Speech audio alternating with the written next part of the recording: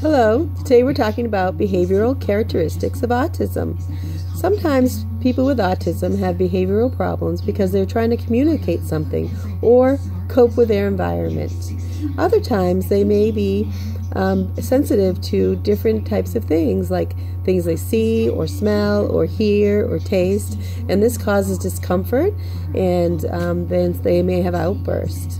Other times they may have repetitive behaviors, things that they do over and over again, and they're trying to control their life or a situation.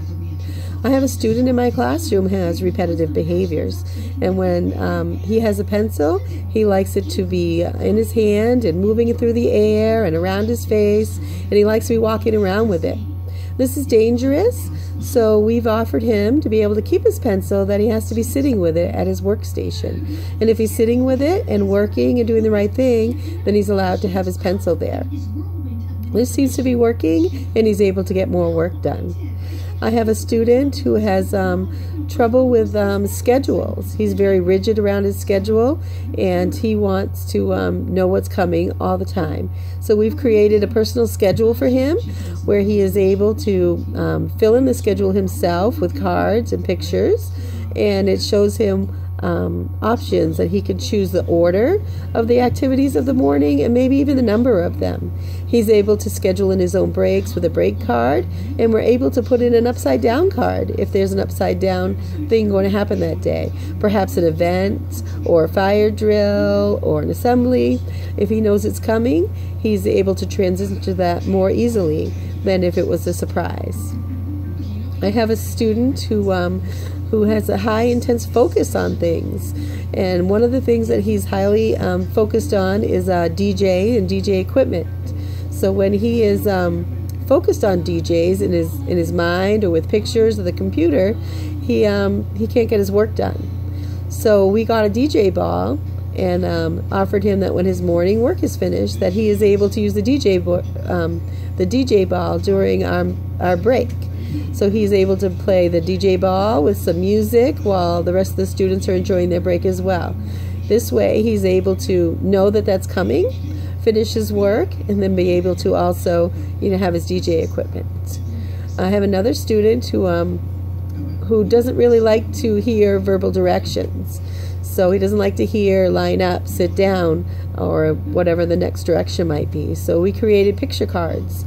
And there's one that says line up, one that says story time, one that says wait, and a variety of other pictures that we can use rather than giving him too many verbal directions. This seems to help him pay attention to the directions, be more compliant, and less anxiety about the verbal directions he's been hearing. I have a student who likes to be in constant motion. He likes to run and jump and move around in the classroom. But this is dangerous, and it also keeps him distracting other people as well as away from his work.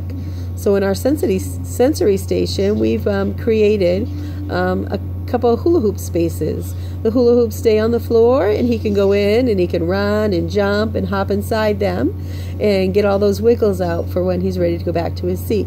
In his seat, he also has a lot of energy and moving around, so we have a cushion for him. One side is smooth and the other side is textured, so the student can choose the sensitivity level he needs and be able to be in his seat longer and finish more work. One student of mine likes to eat all kinds of things that are not food: crayons and erasers, pencils, plastic covers to markers. You can find all kinds of things chewing in his mouth that he's chewing. So we've offered him a Tic Tac. But we don't offer the Tic Tac to say, get that out of your mouth, here's your Tic Tac. We offer him the Tic Tac when he's sitting nicely, or when he's doing his work, or if he said something positive. That way our attention is focused on what he's doing right, and he's able to take those things out of his mouth and have the sensory of a peppermint Tic Tac. Or if he's feeling like fruit, we offer that one as well. And this way he's able to stop that behavior on his own without us saying, take that out, and that works really nicely. One of my students is high focus on Legos, and during our free time they're able to choose Legos. Sometimes while he's doing his morning work, he's having a hard time getting started, or he's taking a long time to work, and his free time is kind of ticking away, and he becomes anxious about it and has outbursts. So when this happens, he's not finishing his work, and he's also distracted, and he's not behaving positively. So we created a Lego ticket from a luggage tag, and we offer it to him when he's working hard.